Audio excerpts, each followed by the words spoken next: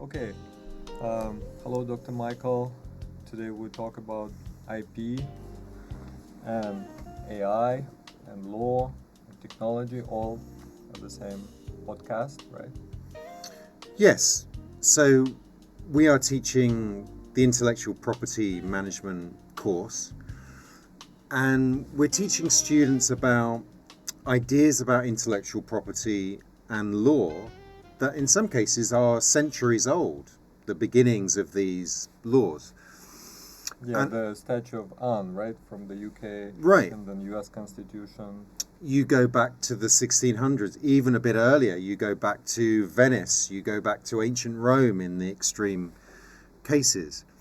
And so I suppose one of the questions our students might have is, what's this got to do with the digital age, the internet age, the social media age in which we live now? Is any of this stuff still relevant? So how do we answer that question? Well, it's relevant, but the laws were written, maybe hundreds of years ago, maybe um, 20, 30, 40 years ago. So should we write new laws? Should we apply old laws? But then the question is, how can we apply old laws when they were written when there was no internet, there was no AI? Is it still relevant? Um, and again, should are laws even relevant when you can download any book, you can download any movie, and it's the freedom of doing it. Maybe everything is democratized, and then we're teaching how to limit things. So these are the questions not only students are asking, I'm asking myself. You want to be a law-abiding citizen, but then um, maybe the old laws preclude us from using living in the digital age. Yeah. So I like this way of putting it, that the internet in a way is a giant copying machine. And so this raises this question that you're talking about. When we can so easily share things instantly around the world, how does that work with our intellectual property laws, which are mainly national? So that's one of the issues we have to deal with. And as you say, how can we update those laws? So we'll get into that a little bit more, how the law does get updated. But what we know is it changes more slowly than technology. Technology changes very quickly. The law, for very good reasons, changes slowly. The other thing to think about is, in a way, there is a close relationship between new technologies and intellectual property law. So if we go back, the reason we even need intellectual property law is that someone invented technologies that could copy things. The printing press, right? Before that, you had to write out a book by hand. It was so time consuming, you didn't really need intellectual property laws to protect what someone had written. Then we get the printing press. Suddenly, books can be printed, copied very easily. And so we need intellectual property laws. The same thing might be happening again with these technologies of the internet, social media, and now AI, as you mentioned.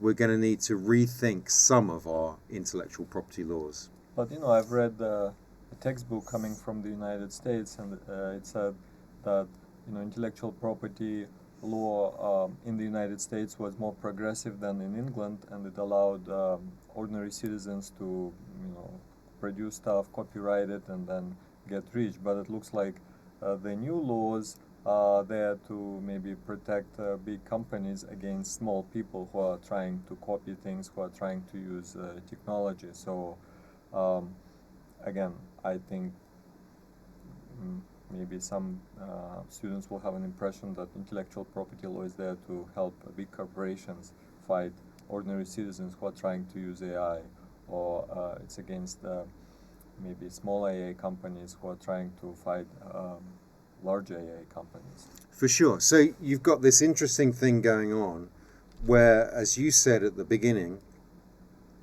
you've got these technologies that allow us much more quickly, much more easily than we ever could in the past to copy.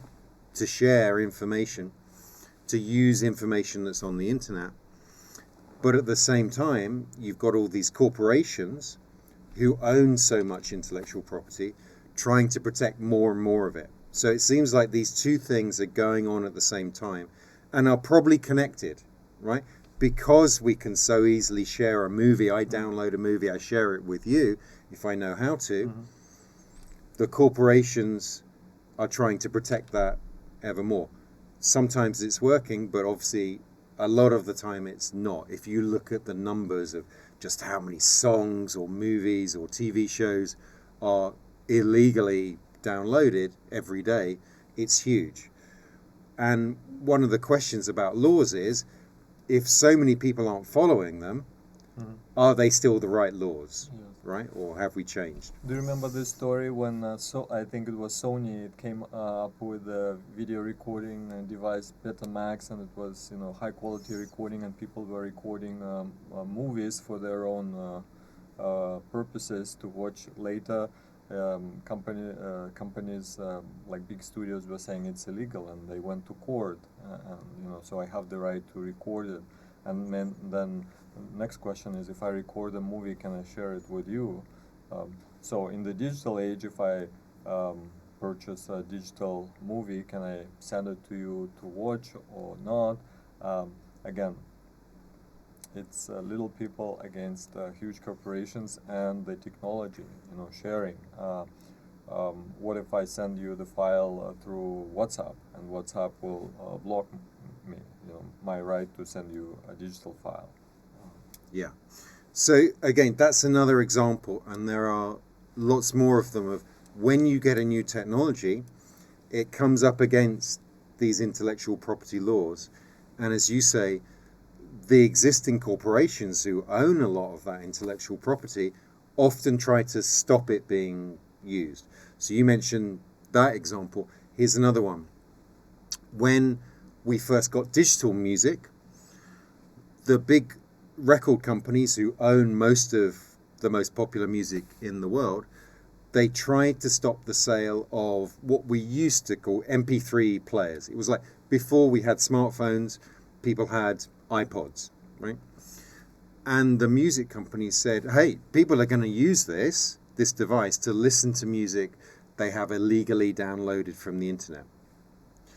The courts eventually decided, well, yeah, they could, but that's not the fault of the technology itself. That's another issue, right? So we were allowed to have our iPods and then listen to music on our smartphones later on. And the big recording studios, they're the ones who are still benefiting from this digital era, because think previously they would need to produce a plastic disc. I would need to go and buy it, and now I just can go online and download from the official, let's say Apple Music, right?